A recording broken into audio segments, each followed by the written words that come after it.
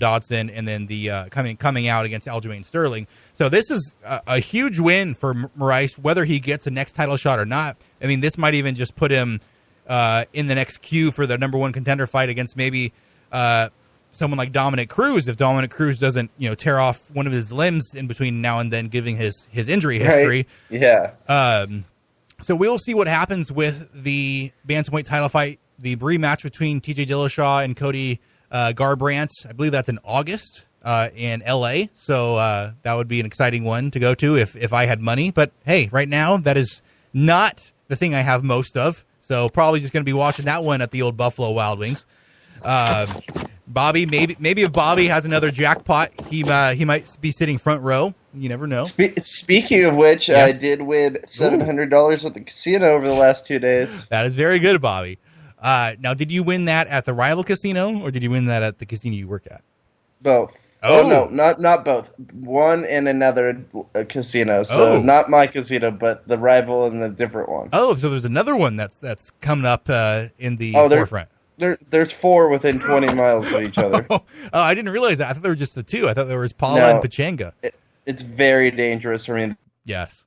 Palma, there's all kinds of stuff. Now, I wonder, with the Supreme Court overturning the ban on sports betting, I wonder if those are the places that are going to be allowing sports betting once California hopefully allows that to happen here. So that would be...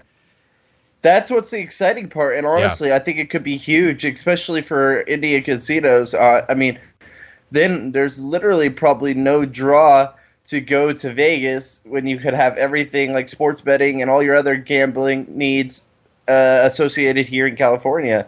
I think it's could be bad for Las Vegas, but I think it's great for us. Yeah, definitely. I'm not sure they're close. I guess Chumash is like an hour and a half away from here or something like that. So yeah, unfortunately for you, you got a bit of a drive. I know. Or I can just move on to Temecula and go to one of the 4 hotspots down there and live the life with the goods. I got a 1-bedroom apartment with your name on it. There we go. Exactly. All right. I'll get all my change together. I'll put a down payment of like $250, and we'll get this thing rolling. We'll see. Yeah. So. The other fights on the Fox Sports 1 main card last night, I mean, nothing too big to write home about. Gregor Gillespie, the best fisherman in the UFC, which kind of his gimmick. He had a pretty impressive showing against Vince Pichel in the co-main event, got a submission in the second round. Walt Harris, the big heavyweight, TKO'd Daniel Spitz in the second round, 1 second before the end of the round in the second. So big win for Mr. Harris, who was looking at like he might be cut from the UFC. He was 10-7. And maybe the guy, the two fights that feature guys that people are most, aware of.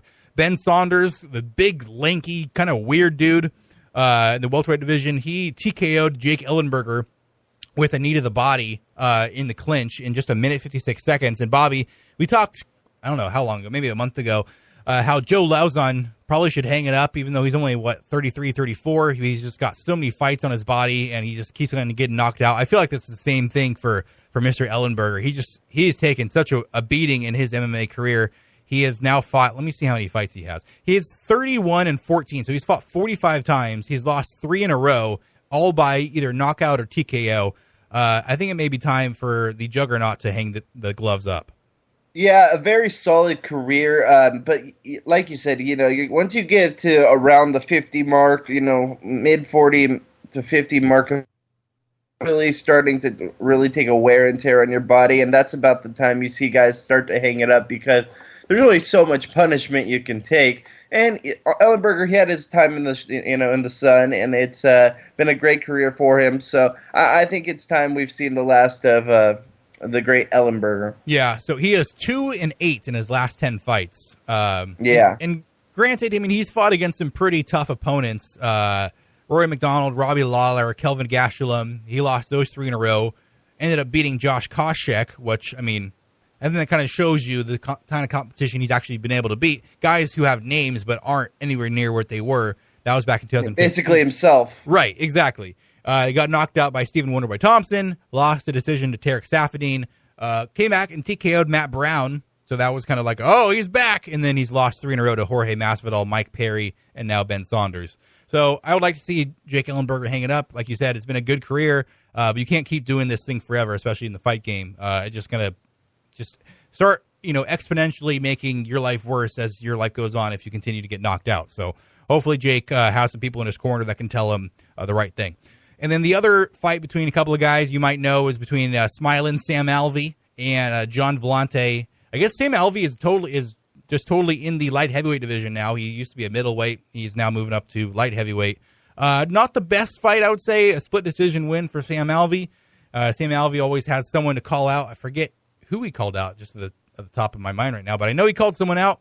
He did a smiling thing. And, for a guy who doesn't have the best fights all the time, Smiling Sam Alvey has really made a name for himself with his whole smiling gimmick. I mean, that is a great bit of marketing because we all know who he is. We know what he's going to bring to the table. We know some of the fights, are going to be snoozers if a guy he's fighting is not a super aggressive guy because Alvey is kind of a counter puncher. But hey, it's not great. Even with all of that, it's still pretty good to see Sam Alvey walk down the aisle and with a big old grin on his face. It's just kind of cheap entertainment. You know what I'm saying? Yeah, no, I didn't get to see the fight or anything, but I heard about it, and if the guy's got a gimmick, he's got a gimmick. Conor McGregor was able to become so successful because of his gimmicks. Starting stuff in the press conferences, being just loud and boisterous. If the smile is the way to go to try to make a new kind of marketing scheme, hey, more power to him. Yeah, right.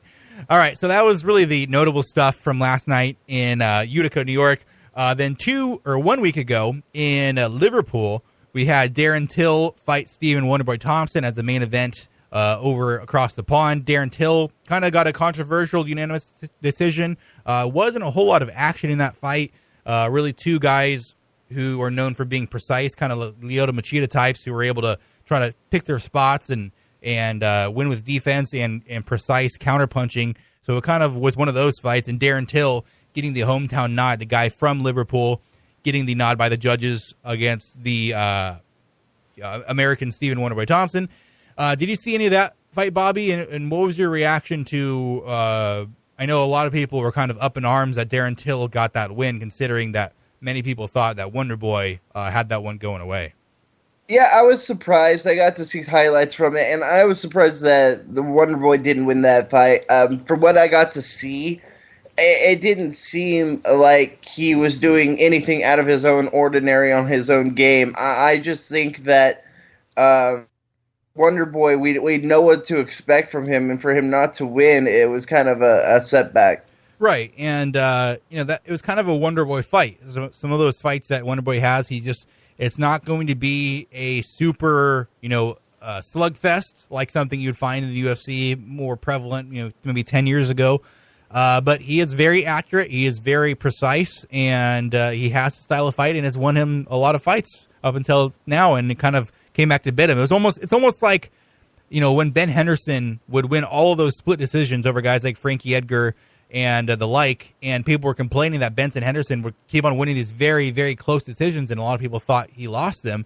But, hey, that was Ben Henderson's style, and he was able to make it work for him until it stopped working. And then now he's lost a couple of decisions, and now maybe we're going to see that same thing with Wonderboy. Who knows? And quick, maybe I'm jumping ahead, but I just noticed this because I'm reading about the fights right now, and is it true a guy KO'd himself? Yeah, sorry, I forgot about that. Yes, a guy KO'd himself. I believe it was the opener on the card. Yes, it was. It was a flyweight bout between Jose Torres and Jared Brooks. Jared Brooks went for the Frankie Edgar backpack slam on Mr. Torres. Torres is making his UFC debut, and when he did that, he landed on top of Torres, and somehow he knocked himself out when he hit the ground. And Torres figured out, oh, this guy's knocked out, got a couple punches in, and then celebrated like he did, the world's greatest knockout victory, which is kind of strange. Hey, you didn't have much to do with that. You were being controlled when the other guy got knocked out. So it was kind of a strange occurrence there on the UFC Fight Pass. How hilarious would it have been if the guy got knocked out of the knife for knocking out himself? Right. Hey, you know what? If Dana White had that sense of humor, then we might see it. That would be that would be pretty funny. That'd be hilarious. Yeah. So that's about. And back to Thompson versus Till. The main event or the co-main event there was Neil Magny, who was supposed to be fighting. Who was the guy from Iceland? I forget his name for some reason. The old Iceland jiu-jitsu guy in the middleweight or the welterweight division. I'm picturing his face. Let me bring it up here. 1 second. Gunnar Nelson. He was supposed to fight Gunnar Nelson. Gunnar Nelson withdrew with an injury, so he's fought Craig White, who is making his UFC debut on short notice, and Neil Magny, what he should have done, and TKO'd him in the first round. So Neil Magny, still a top 10 guy in the welterweight division, may not ever be a title contender, which just he kind of seems to have a ceiling, but he's a good guy who's going to be a good test for any up and comers. So we'll see what happens with Neil Magny next. But Bobby, we talked about the fight nights that happened yesterday and last week, and we'll do, like I said, previewing this segment, we will do a full breakdown of this fight card. I guess next week or Wednesday or Thursday. But this next pay-per-view, UFC 225, excuse me, this June 9th from Chicago is just a very, very good card. I'm going to read you all of the fights on this card from bottom to top. Now, granted, these are the first three fights I'm going to name to you are on Fight Pass. They're not even on the FS1 prelims. So we got Clay Guida versus Charles Oliveira. Heck of a fight. Mm-hmm. Could be a main card fight on a pay-per-view. You got Joseph. You know how much I love Clay Guida. Yes. Yeah. Still your favorite fighter of all time? Still my favorite fighter of all time. There you go. Yeah. So Bobby will maybe having to fork over the $10 to watch that fight. We got probably a number one contender fight for the flyweight division, which I think is kind of strange they're putting on Fight Pass. We got Joseph Benavidez versus Sergio Pettis. The winner of that is most likely going to be fighting Mighty Mouse Johnson next. Joseph Benavidez this week came out talking about how strange it was that they're on the Fight Pass, which I totally agree.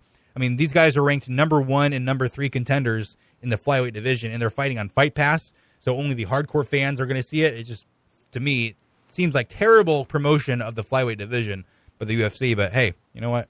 They can do what they want, I guess.